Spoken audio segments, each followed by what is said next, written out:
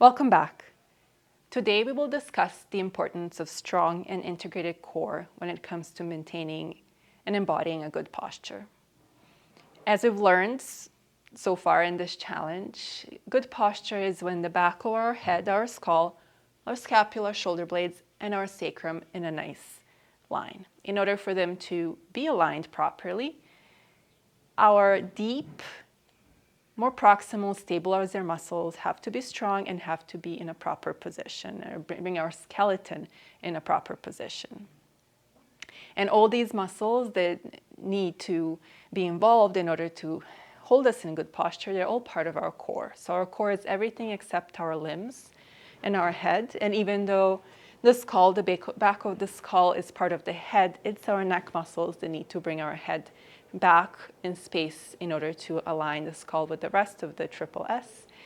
So neck is still part of the core. So let's explore that a little bit.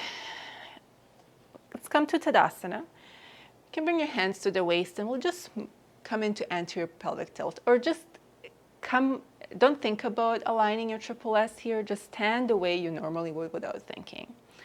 For me, it's kind of something like this. My belly is just kind of pushing forward. There is no engagement there. My butt is back there, but there's nothing. Muscles are not working. Now, if I wanted, it's slight anterior pelvic tilt. Now, if I wanted to come back and align my sacrum so that it can be in line with the shoulder blades in the back of the head, I need to bring the pelvis into that neutral position. And as soon as I do that, I notice that these deep core muscles, the transverse abdominis, is on, as well as my glutes. If I straighten my legs, my glutes are on.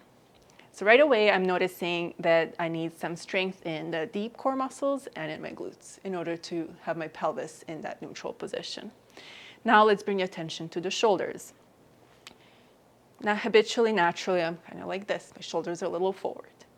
In order to broaden across the chest, bring the scapula in their neutral position, and then need to open the shoulders. And right away, I'm noticing the muscles in between the shoulder blades have come on, noticing a nice little opening in the pecs. So think with the pecs, though, the more we work them, make them stronger, they are going to want to pull our shoulders forward.